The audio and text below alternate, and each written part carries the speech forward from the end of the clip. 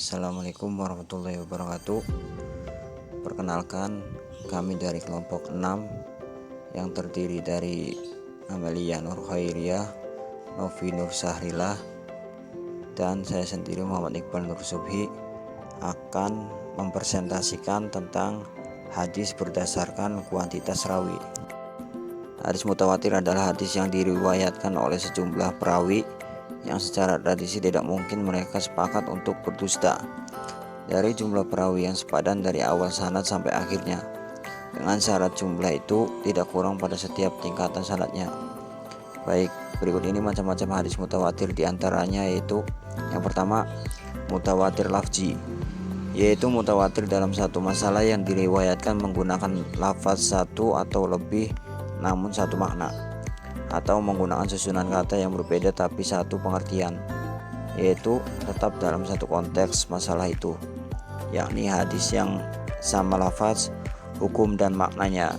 Yang kedua, mutawatir manawi. Mutawatir manawi adalah suatu hadis yang mutawatir, maksudnya makna hadis secara konklusif, bukan makna dari lafalnya. Makna lafal boleh berbeda antara beberapa periwayatan perawi, tetapi maksud kesimpulannya tetap sama. Yang ketiga, mutawatir amali adalah perbuatan dan pengalaman syariah Islamiyah yang dilakukan Nabi secara praktis dan terbuka, kemudian disaksikan dan diikuti oleh para sahabatnya. Hadis ajiz artinya sedikit dan langka.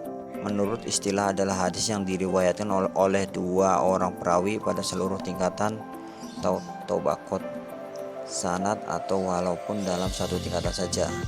Ketiga, hadis gharib adalah hadis yang diriwayatkan oleh seorang perawi atau sendirian. Dilihat dari aspek menyendirinya perawi, hadis gharib dibagi menjadi dua, yaitu hadis gharib mutlak. Definisinya, jika gharib atau kesendiriannya terdapat pada asal sanad, dengan kata lain, hadis yang diriwayatkan oleh rawi secara sendirian pada asal sanadnya.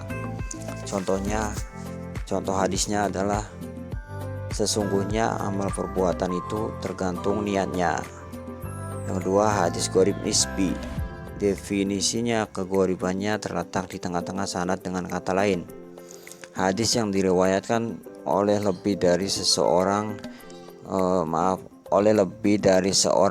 perawi pada asal sanadnya yang kemudian diriwayatkan oleh seorang perawi.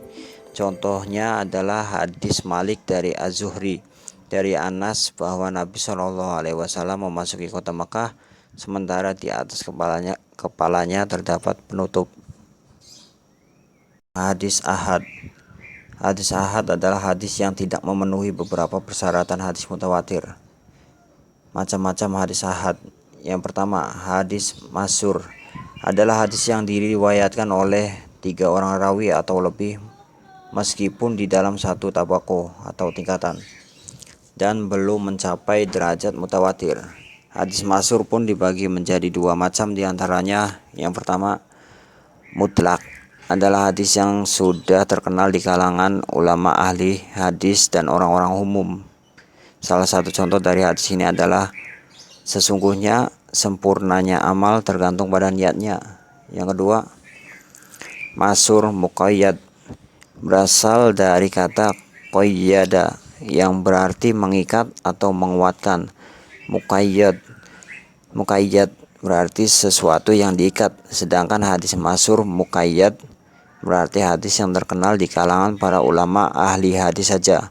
Contohnya adalah, sesungguhnya Rasulullah SAW melakukan kunut sebulan setelah ruku, atau bukan kunut sholat subuh, untuk mendoakan keluarga Rilin dan keluarga Zakwan.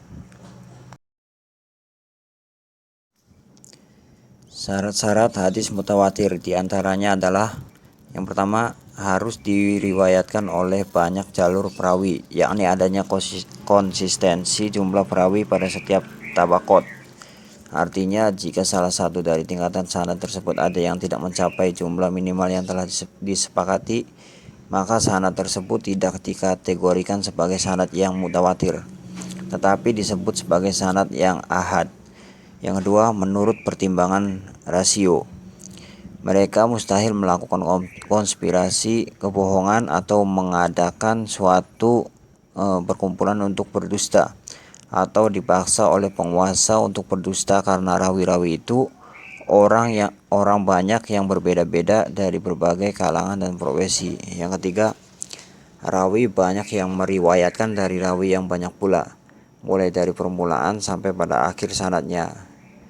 Yang keempat, sandaran akhir hadis yang diriwayat dari rawi-rawi itu harus berdasarkan sesuatu yang indrawi atau diterima mulai dari indera penglihatan, pendengaran, penciuman, peraba, dan perasa.